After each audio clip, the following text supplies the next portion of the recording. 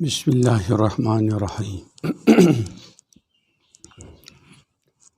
ان الحمد للہ نحمده ونستعینه ونستغفره ونؤمن به ونتوکل علیہ ونعوذ باللہ من شرور انفسنا ومن سیئات اعمالنا من يهده اللہ فلا مضل له ومن يضلل فلا هادی له ونشهد ان لا الہ الا اللہ وحدہ لا شریک له ونشهد ان سیدنا مولانا محمدا عبدہ ورسولہ اما بعد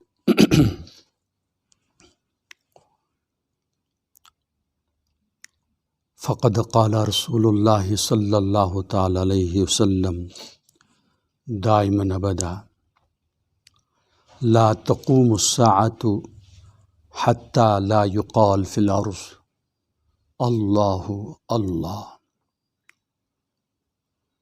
رواہ مسلم۔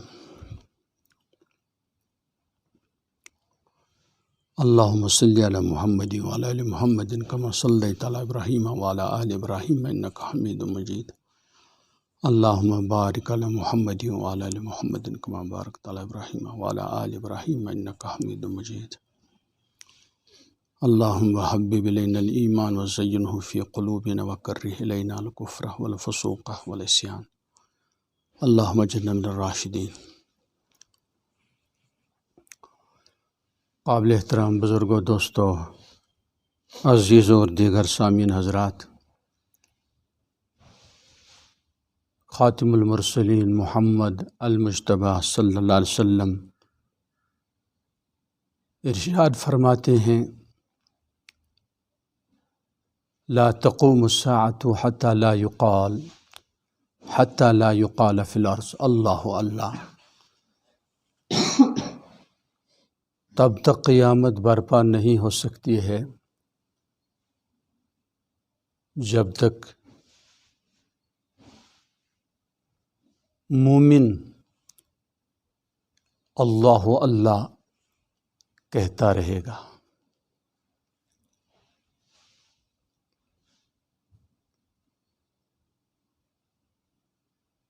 یعنی جگر والا، جان والا، شعور والا، الایمان باللہ کا امین اپنے معبود برحق، محبوب برحق اور محبوب حقیقی کا نام، مبارک نام لیتا رہتا ہے، مومنہ ہو تو لیتی رہتی ہے۔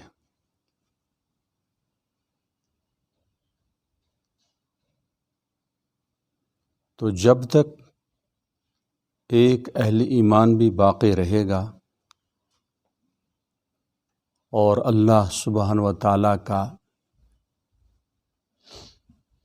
مبارک اسم ذات زبان پر گنگناتا رہے گا تو قیامت برپا نہیں ہوگی۔ اب خود سوچنے کی بات ہے کہ اس میں ذاتی باری بہت ہی زیادہ رفیع المنزلت اور مرتبت ہے، بہت ہی اعلیٰ مقام رکھتا ہے۔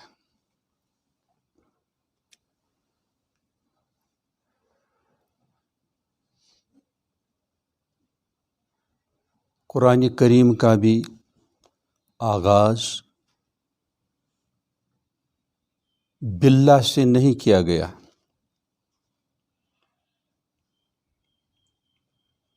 بلکہ بسم اللہ سے۔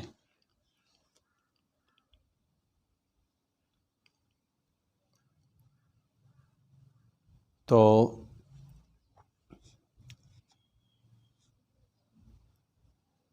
حقیقتاً جو مرکز حیات ہے، الحی ہے، اور پوری کائنات کو قائم دائم رکھنے والا، پوری کائنات اور جو کچھ اس میں ہے سب کی حفاظت کرنے والا، تربیت کرنے والا، پرورش کرنے والا اللہ سبحانہ و تعالی۔ تو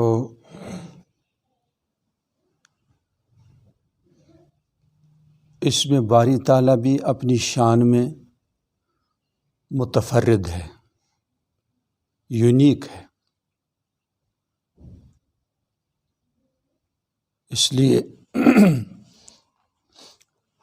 اللہ سبحانہ و تعالیٰ کا کرم ہے کہ ہم کو اپنے ان لوگوں میں شامل فرمایا جو جل جلالہ کا اسم گرامی زبان پر لیتے رہتے ہیں۔ تو اس حدیث پاک سے ثابت ہوتا ہے کہ پوری کائنات کا مدار اسی اسم اعظم پر ہے۔ بعض محققین اسی کو اسم اعظم فرماتے ہیں، بعض الحی القیوم کو اسم اعظم قرار دے دیتے ہیں۔ سیدنا شیخ عبد القادر جیلانی رحمۃ اللہ علیہ ان کی طرف منسوب یہی ہے کہ اللہ اسم اعظم ہے۔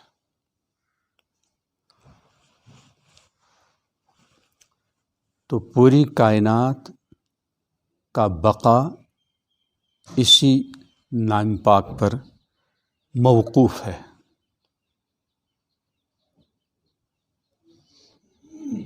اور مومن کی شان بھی رب العزت والجلال بیان فرماتے ہیں کہ ایک مومن بھی اگر باقی رہے گا، اللہ کا ذاکر، اللہ کا شاکر، اللہ کا عابد،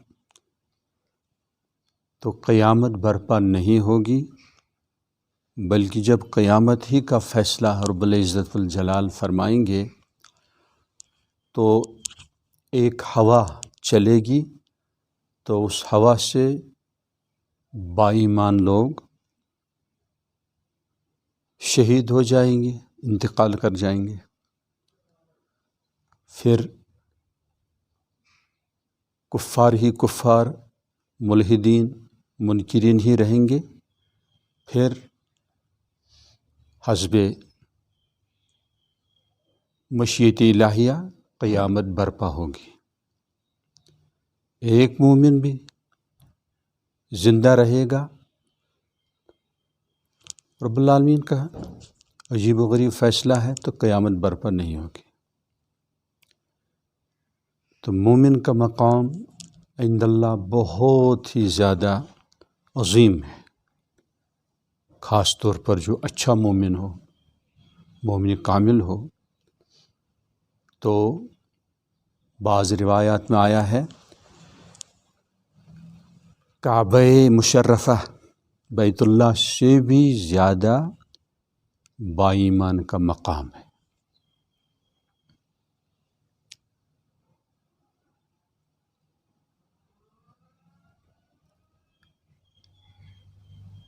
تو اللہ سبحانہ و تعالی کا یہ غیر معمولی مجموعی برکات نام پاک، اس کو سمجھنا پڑے گا۔ پھر جب ٹھیک اللہ سبحانہ و تعالیٰ کی معرفت دل و دماغ میں ہوگی تو اس ذکر کا کیا کہنا، اور دل بھی حاضر رہے دورانی ذکر، وہ بہت ہی زیادہ مبارک بات ہے۔ خدا نخواستہ ذہول بھی ہو جائے پھر بھی بہرحال نام پاک لینا اچھا ہی ہے، برا نہیں ہے، لیکن توجہ پھر اپنی توجہ ادھر ادھر چلی گئی، اس کو واپس لانا چاہیے کہ بے ادبی نہ ہو۔ تو اللہ کہتے ہیں الواجب الوجود، جس کا وجود، جس کا ہونا اٹل ہے، ضروری ہے۔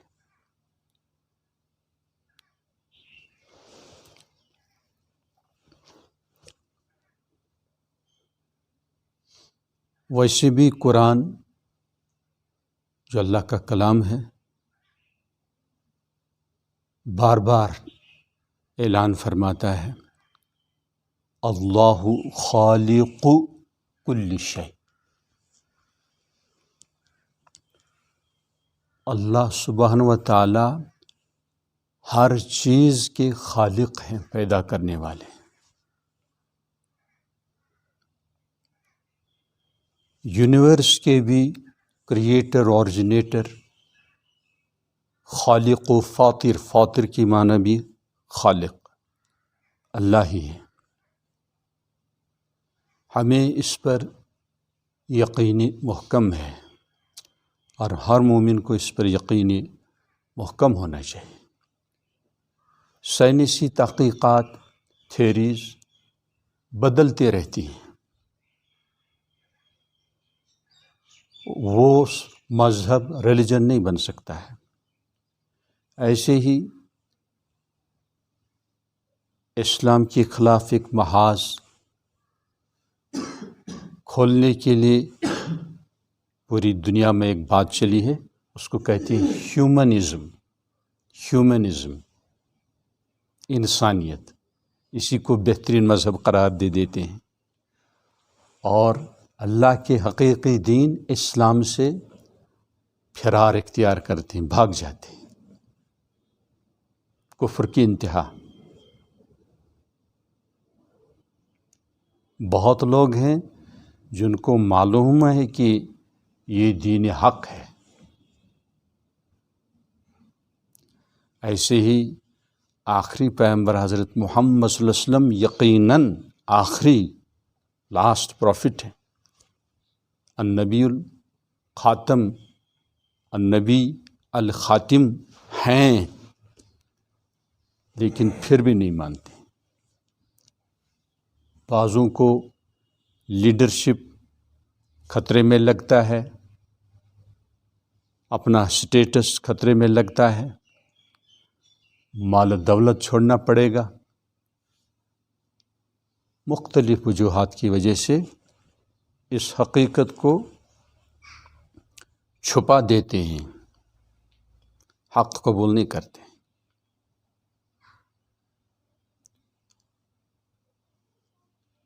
حق کے سامنے بہرحال سراپا آدمی کو تسلیم بننا چاہیے، وہی حقیقتاً انسان ہے۔ حق کے سامنے جو جھک نہ جائے تو وہ بہتر انسان نہیں ہے، وہ بدقسمت ہے، چونکہ یہ ابدی زندگی کے بارے میں فیصلہ ہے۔ تو جس کا ہونا ضروری ہے، essentially existent۔ سورہ انبیاء میں بھی ذکر آیا ہے، اولم یر الذین کفروا ان السماوات والارض کانتا رتقا ففتقناہما وجعلنا من الماء کل شیء حی۔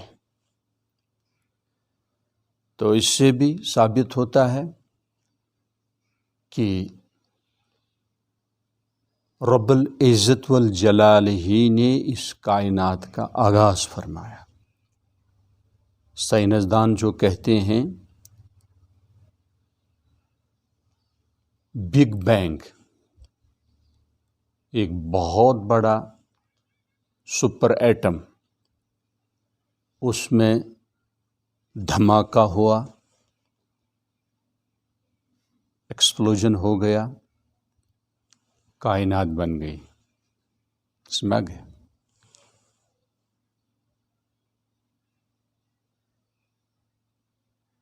حقیقت حال رب العالمین جانتے ہیں. تھوڑی دیر کے لیے اگر اس کو مانتے ہیں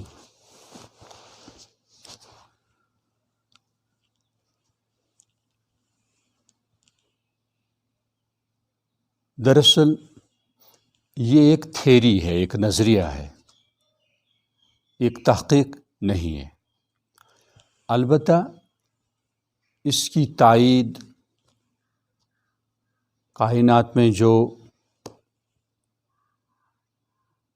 بیک گراؤنڈ ریڈیشن پائی جا رہی ہے وہ اب بھی موجود ہے. تو اس سے ثابت ہوتا ہے کہ وہ غیر معمولی ایکسپلوژن وجود میں آیا ہے، دھماکہ ہوا ہے.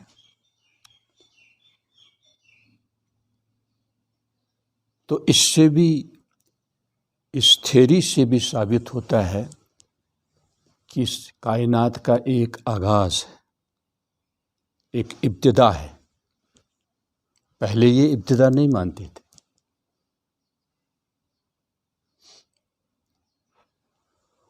اور کسی چیز کی ابتدا ہو نہیں سکتی جب تک کوئی شروع کرنے والا نہ ہو، بگنر نہ ہو. ایسا ہو نہیں سکتا. کسی سے بھی آپ پوچھ سکتے کیا کسی چیز کا آغاز، بگننگ وجود میں آ سکتی ہے جب تک کوئی بگنر نہ ہو، ابتدا کرنے والا نہ ہو؟ ہر ایک کا جواب یہی ہے، نہیں، ضرور کوئی شروع کرنے والا ہونا چاہیے. وہ بد نصیب اللہ کا یا گاڈ آلمائٹی گاڈ کا نام نہیں لیتے ہیں. ہاں، جو دل و دماغ کی پاک صاف ہیں وہ قبول کرتے ہیں کہ کائنات میں غیر معمولی آرڈر ہے، غیر معمولی نظام ہے. اور یہ آرڈر اور یہ نظام کسی ناظم، کسی ڈیزائنر کے بغیر وجود میں نہیں آ سکتا ہے. مومن کی عجیب شان ہے. مومن آفتاب کو دیکھے، گلاب کو دیکھے، پھول کو دیکھے، جس کو بھی چیز کو بھی دیکھے، وہ اللہ کا دیدار کرتا ہے، اس کی کاریگری کا دیدار کرتا ہے. اپنے آپ کو دیکھتا ہے، کسی عضو کو دیکھتا ہے، کسی بھی چیز کو دیکھتا ہے تو اسے اللہ سبحانہ وتعالیٰ ہی کا جلوہ نظر آتا ہے. ذات پاک کا دیدار یہاں ممکن نہیں ہے، وہ جنت میں ہوگا انشاءاللہ العزیز. لیکن یہاں رب العزت والجلال کی صنعت گری، کاریگری کے ذریعے سے اللہ سبحانہ وتعالیٰ کا دیدار ہوتا ہے. ہر چیز، لیل و نہار، شمس و قمر، ایسے ہی الارض زمین، ایسے ہی انسان اور جو کچھ انسان میں ہے، ایسی جو کچھ اس کائنات میں ہے، جو کچھ بھی ہے، سب یہ اللہ سبحانہ و تعالیٰ کی نشانیاں ہیں، علامات ہیں.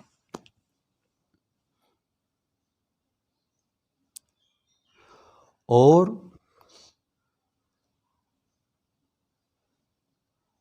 لاکھوں کام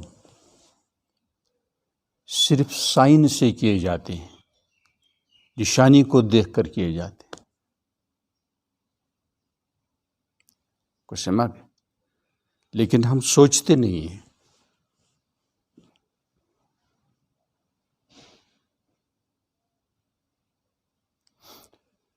میرے ساتھ ایک ساتھی تھا،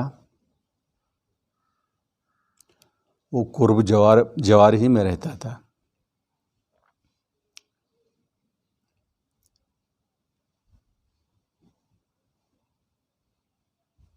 تو ایکسپلوژن ہو گیا. اس کی شخصیت بدن ہی باڈی ہی غائب ہو گئی.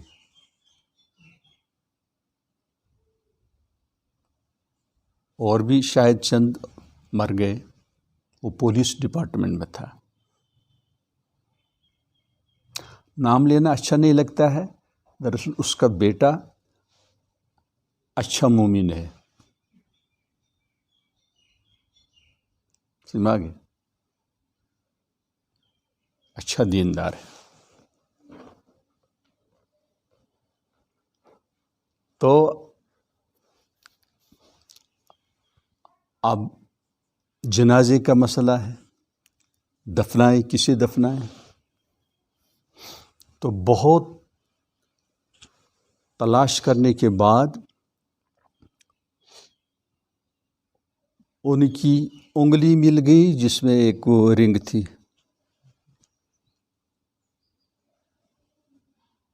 انگوٹھی. تو اسی کو لا کر دفنایا گیا.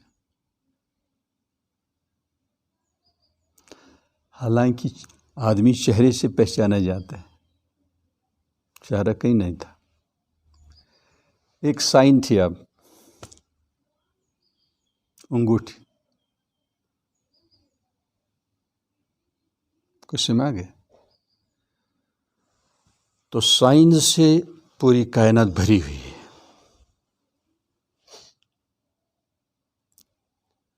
ہر چھوٹے بڑے کیڑے، غیر معمولی سائنسی علوم کے مراکز ہیں، مجموعے ہیں. چھوٹا کیڑا سے اس کو اپنا سبق دیا ہوا ہے.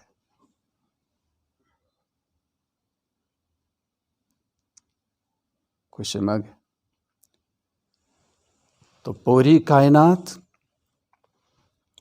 میں جو کچھ ہے، ہر چیز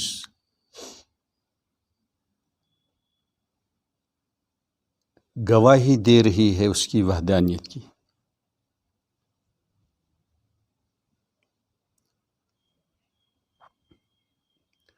وفی کل شیء لہ آیہ تدل علی انہ واحد. ہر چیز میں اس کی ایک نشانی ہے، آیت ہے، جو اس کی وحدانیت پر دلالت کرتی ہے. کچھ سمجھ گئے؟ تو ان آیات کو دیکھ دیکھ کر مومن اپنی روحانی غذا حاصل کرتا ہے اور آگے بڑھتا ہے. مزید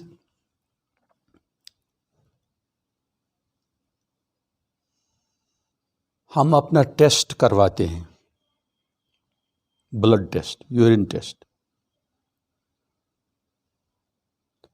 تو ہمیں تو کچھ نظر نہیں آئے گا. وہ بہت ہی سوفسٹیکیٹڈ مشینیں استعمال کرتے ہیں، مائکروسکوپ وغیرہ، اور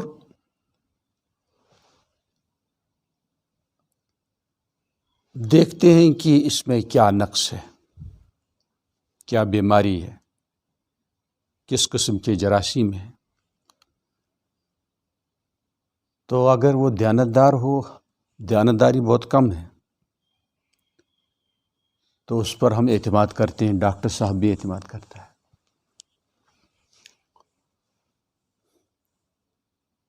ہم اس میں پوچھ تاچھ نہیں کرتے ہیں،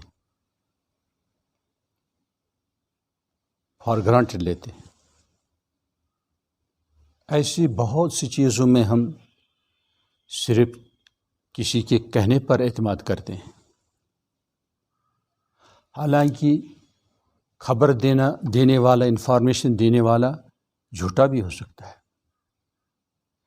لیکن سید الکونین محمد عربی صلی اللہ علیہ وسلم مع جملہ انبیاء علیہم السلام سب سچے تھے، سب سچے تھے.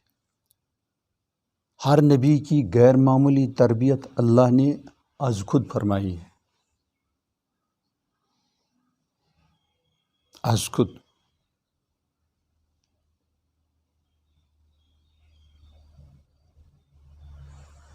تو جب سید الکونین محمد عربی صلی اللہ علیہ وسلم فرماتے ہیں کہ لا الہ الا اللہ، اللہ کے سوا کوئی معبود برحق نہیں ہے،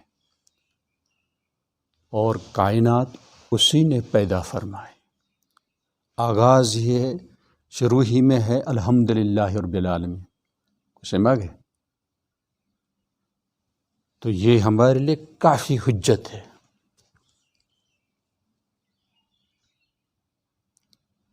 کہ اللہ کے کلام میں ہے، پہلے ہی چیپٹر، پہلی ہی سورت میں اعلان ہے، رب العالمین کی تمام عالموں کا رب اللہ ہے، بس شک کی کوئی گنجائش نہیں۔ فلسفہ، سائنس دور حاضر کا یہ لگ بھگ 99% کفاروں کے ہاتھوں میں ہے، ملحدین کے ہاتھوں میں، منکرین کے ہاتھوں میں۔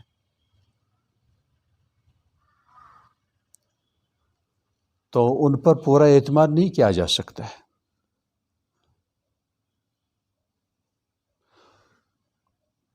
ہاں، اگر قرآن کریم کے مطابق ہو تو قبول کرنے میں کچھ حرج نہیں،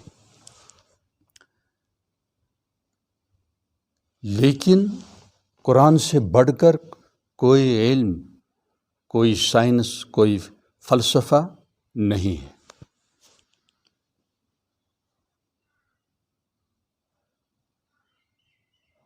An ancient holy book scholars were modern science۔ Keith Moore بہت بڑے سائنٹسٹ، وہ بچے کے بارے میں علوم جب اسے معلوم ہوئے تو یہی کہا، قرآنی کتاب یہ موجودہ سائنس سے بھی بہت آگے ہے۔ میں وثوق سے عرض کرتا ہوں اور اعتماد کے ساتھ عرض کرتا ہوں، اور آخرت میں یہ انشاءاللہ پتہ چلے گا کہ ہر دور میں ہمیشہ کے لیے قرآنی حقائق ایسی معتبر ارشادات رسول پاک صلی اللہ علیہ وسلم یہ الٹیمیٹ ریالٹیز ہیں، آخری حقائق۔ آخری حقائق پر ابھی سائنس نہیں پہنچی، وہ پہلے سے الحمدللہ قرآن کریمہ موجود ہے۔ اس لیے کوئی چیز اگر قرآن کریم کے خلاف پھیلائی جائے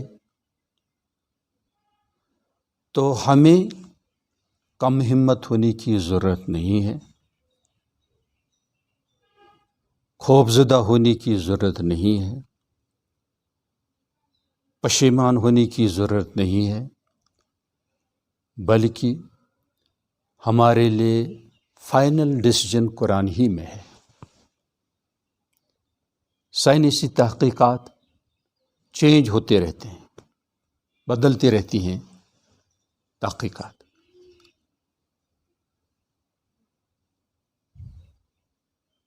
اس لیے ہمیں قرآنی حقائق، دینی حقائق ہی پر کامل اعتماد کرنا چاہیے، بھروسہ کرنا چاہیے، اور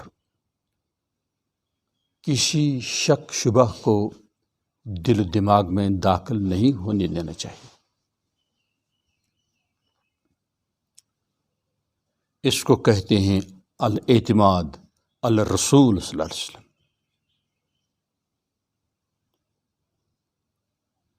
حضرت علامہ کشمیری رحمۃ اللہ علیہ اس چیز کو خاص زور دے دیتے ہیں کہ جو پیارے نبی پر جو مومن ایمان لاتا ہے صلی اللہ علیہ وسلم دائماً ابدا، تو یہ بالاعتماد علی النبی، حضور پر اعتماد ہے، بھروسہ ہے، اور وہ گمراہ ہے جو یہ کہے کہ میں پہلے ریسرچ کروں گا، تحقیق کروں گا، پھر ایمان لاؤں گا۔ تو بعض محققین فرماتے ہیں یہ ایمان نہیں ہے، اس نے اپنی ریسرچ پر ایمان لایا. ہماری ریسرچ لنگڑی ہے، اندھی ہے.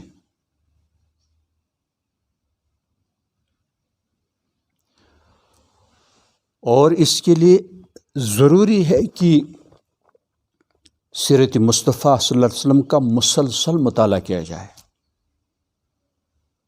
اور غور فکر کے ساتھ، حاضر دماغی کے ساتھ، with the presence of mind مطالعہ کرتا رہے، غرق ہو جائے، تو انشاءاللہ العزیز اس کا الایمان بالرسول بہت ہی پختہ بن جائے گا. کسی نہ کسی طرح اس کا نظم کیا جائے. اور ہماری ڈیوٹیز میں یہ بھی ہے، قرآنی تعلیمات، حدیث کی تعلیمات، ایسی سیرت کی تعلیمات. کوئی مکتب میں پڑھا رہا ہے تو قاعدہ کے ساتھ سیرت کی کتاب بھی ہو، اور فقہ کی بہترین چھوٹی کتاب تعلیم اسلام بھی ہو. اپنے کو بھی فائدہ ملتا ہے، بچوں کو بھی فائدہ ملتا ہے. مکاتب میں صرف نورانی قاعدہ یا یہ جیسا کوئی قاعدہ پڑھانا یہ بہت ناکافی ہے. جامع تعلیمی نصاب قائم کرنا چاہیے چھوٹے بچوں کے لیے. آداب سکھائے جائیں، اخلاق سکھائے جائیں. استاد دور اندیش ہونا چاہیے، فہیم ہونا چاہیے، دور اندیش ہونا چاہیے. چونکہ بچے ہی ماشاءاللہ پھر بڑے ہو کر بڑے بن جاتے ہیں. جس قسم کی ان کو تربیت کی ہوئی ہوتی ہے تو اسی کے پھول کھلتے ہیں یا کانٹے نکل آتے ہیں اگر تربیت نہیں کی گئی.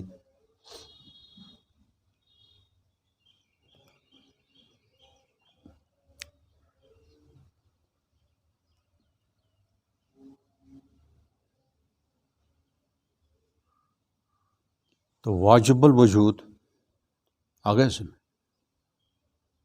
الواجب الوجود المستجمع، جس میں جمع ہوں صفات کمالیہ، صفات جمالیہ. کمال، جمال، نوال کی تمام صفتیں جس کے اندر ہوں.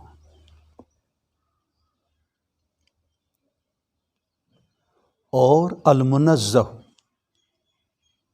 جو منزہ ہو من کل عیب و نقص، ہر عیب سے، ہر عیب سے منزہ، القدوس، اور ہر کمزوری سے پاک، ہر کمزوری سے پاک.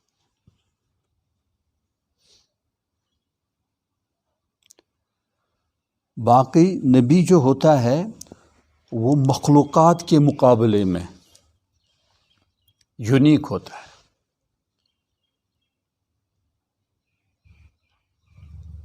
مخلوقات کے مقابلے، مخلوقات میں بہترین انسان ہے تو سب سے بہترین انسان نبی ہوتا ہے.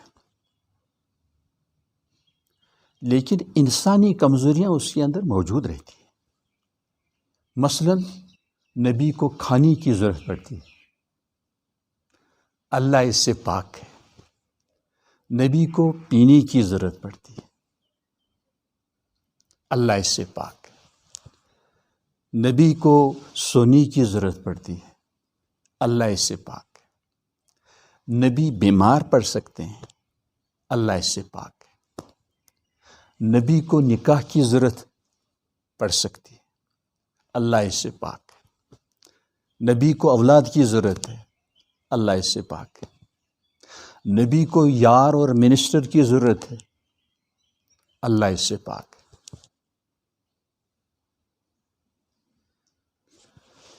آگے خود جائیے آپ سماغ.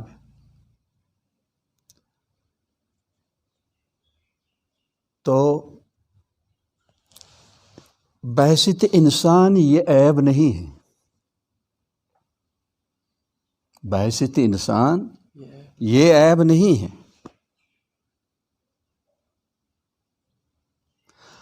اگر نبی کو بھوک نہ لگے تو وہ کیسا نبی؟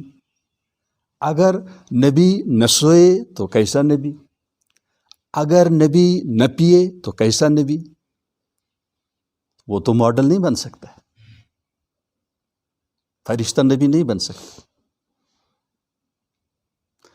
وہ انسان کامل ہوتا ہے، شریف ترین انسان ہوتا ہے، لیکن یہ انسانی ضروریات ایک ایک نبی میں موجود تھی.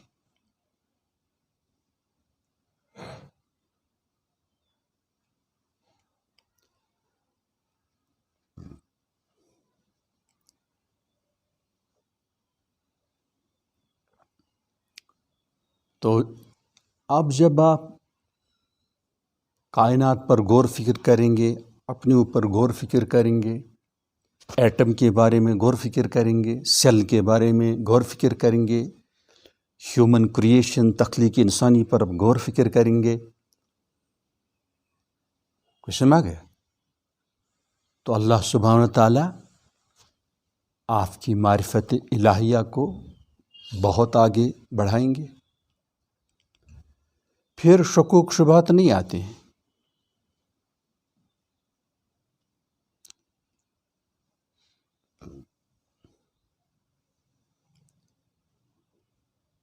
ایک مسلمان تھا، فلسفے کی وجہ سے تھوڑا بگاڑ آیا تھا، تو بے تکلف بہت اچھے مومن کے پاس جاتے تھے، تو بہرحال وہ بھی برداشت کرتے تھے. تو بعض دفعہ ان سے خطاب کرتے، اچھا آپ اپنے آپ کو مخلوق مانتے ہیں؟ یعنی خالق کے بارے میں اگر آپ کو شک ہے، اپنے بارے میں مخلوق ہونے میں بھی آپ کو شک ہے، تو جواب دیتے تھے نہیں، میں اپنے آپ کو مخلوق سمجھتا ہوں.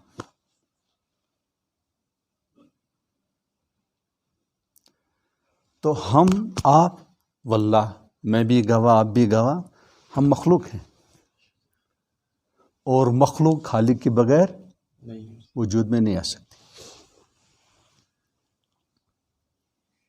خالق کی دلیل میں آپ، ہر چیز اس کی دلیل ہے.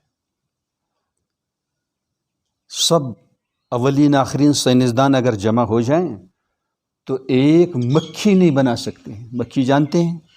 مٹ، جس کے سر پر 6000 لینسز ہیں. سمجھ گئے؟ اب اس کو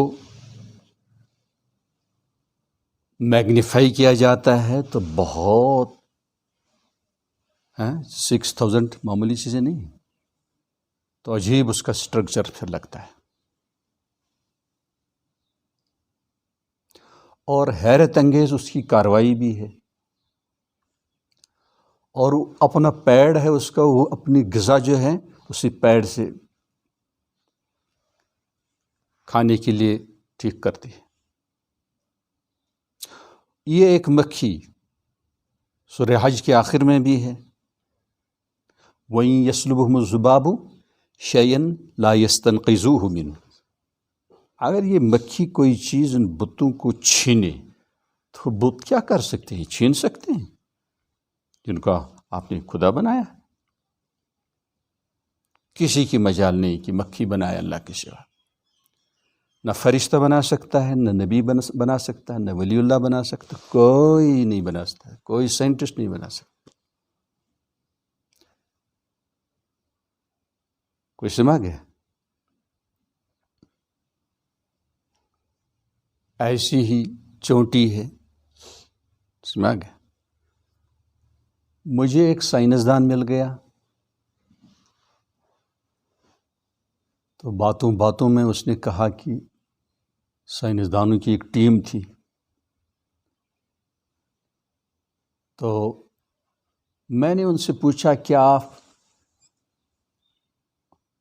وہ جوں بنا سکتے ہیں؟ جوں چھنا زوی ونان زوزین وۄنۍ چھنہٕ پیونٕے وۄنۍ صفائی ہُنٛد اہتمام آسان. ان سے کہا کیا پسو بنا سکتے ہیں؟ پیوش شالا کوتاش. سب خاموش ہو گئے. جوں کہاں پڑتی ہے؟ آپ کے کچھ کرنے سے کہنے سے حیرت انگیز وجود اس کا نہیں آتا ہے. بس غسل چھوڑ دیا، گندگی آ گئی تو جوئیں پیدا ہو گئی. اب جو کو دیکھو، یہ سزا بھی ہے. غافل دیکھ تیرے بدن پر میں نے کیا پیدا کر دیا. سمجھ گیا؟ لیکن اس میں بھی آپ کے لیے سبق ہے. جوئیں جو پڑ گئی، کوئی ایک جو نیوٹن نہیں بنا سکتا، کروڑ سائنٹسٹ جمع ہو کر نہیں بنا سکتے. اس کی بھی ایک عقل ہے، وہ بھی رینگتی ہے، وہ بھی چلتی ہے، وہ بھی خون چوستی ہے. ہم وہ کم انجام نہیں دے سکتے.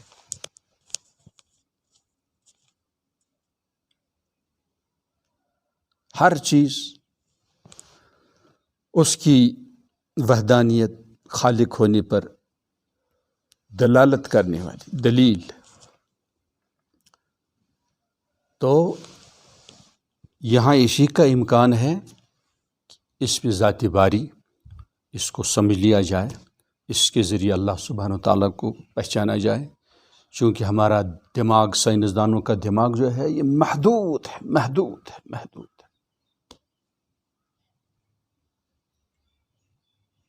سائنسدان بھی اپنے بارے میں پاگل ہوتے ہیں. مجھے کیا ہو رہا ہے؟ بیمار پڑ گیا، کینسر ہو گیا، ایکسیڈنٹ ہو گیا.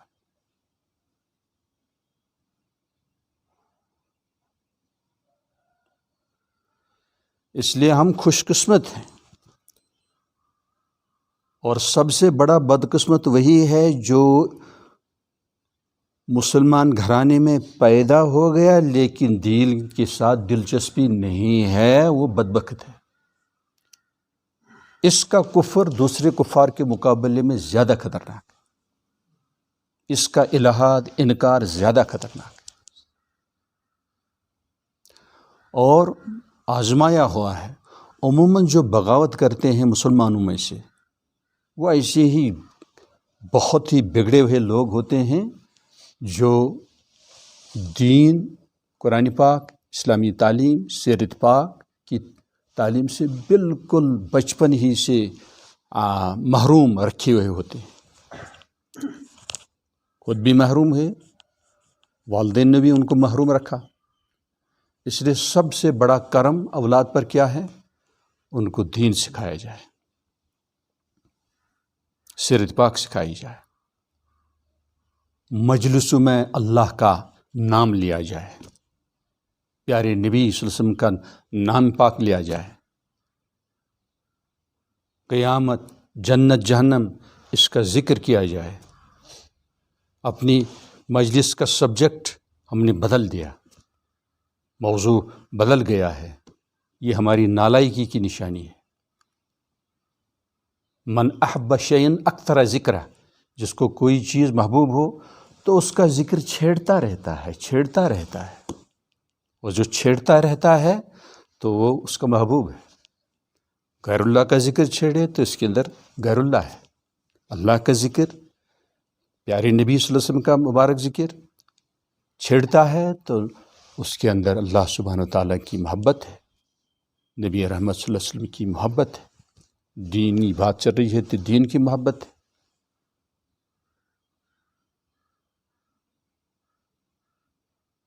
ہر برتن سے وہی ٹپکتا ہے جو اس میں ہو. تو مومن کے اندر یہی باتیں، اندر سے یہی باتیں ٹپکتی ہیں، باہر آتی ہیں.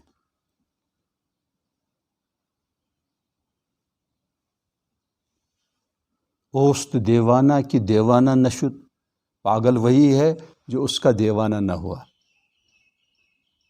سمجھ گئے؟ لوگ لیلا کے لیے مجنون بنتے ہیں. سمجھ گئے؟ حقیقتاً اس کے لائق رب العزت والجلال ہے، جو ہر عیب سے پاک، ہر نقص سے پاک، ہر کمزوری سے پاک۔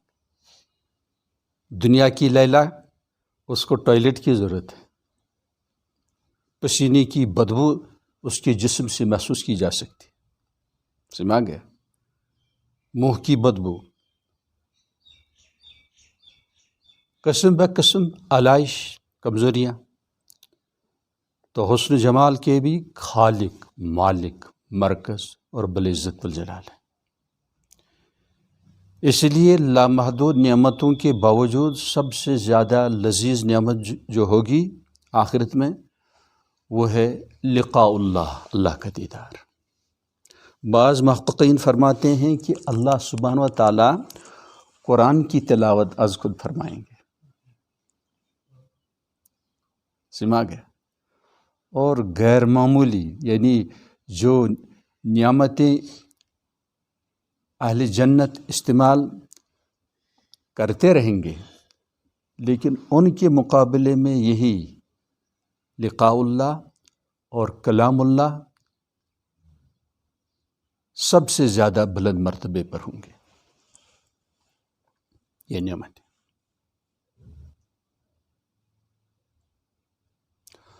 اور زمین پر دیدار خداوندی کا بس یہی ایک طریقہ ہے کہ قرآن کریم کے ساتھ شغف ہو، آگے سے قرآن کریم کے ساتھ شغف ہو، اس کا ایک ایک حکم دیکھا جائے، سمجھا جائے، سمجھ لیا جائے، پھر اس پر تعمیل ہو، عمل ہو۔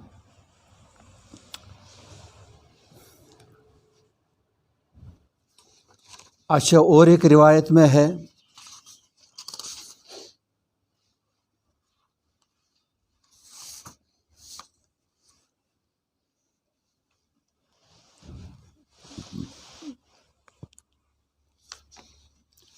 رسول عربی صلی اللہ علیہ وسلم نے اسماء بنت امیس رضی اللہ عنہا سے فرمایا، وہ بیان کرتی ہیں، قال لی رسول اللہ صلی اللہ علیہ وسلم، مجھ سے ارشاد فرمایا رسول پاک صلی اللہ علیہ وسلم نے،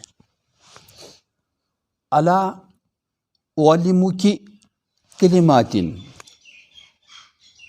تقولینہن عند الکرب، کیا میں آپ کو وہ چند کلمات نہ سکھاؤں جو آپ غم ہم مصیبت کے وقت پڑھتے رہیں؟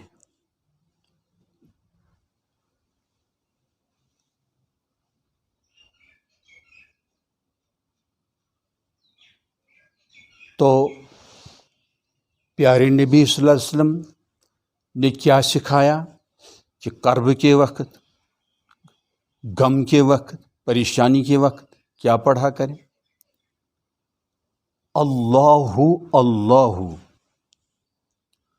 اللہ اللہ ربی لا اشرک بہ شیئا، اللہ اللہ ربی لا اشرک بہ شیئا، یہ آپ پڑھا کریں،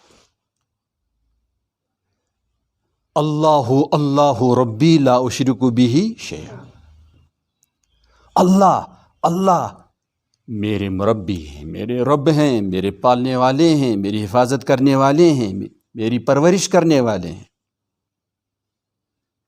اور میں کسی کو بھی اس کی ذات پاک میں یا اس کی صفات علیہ میں، کسی صفت میں کسی اور کو شریک نہیں کرتا ہوں یا نہیں کرتی ہوں۔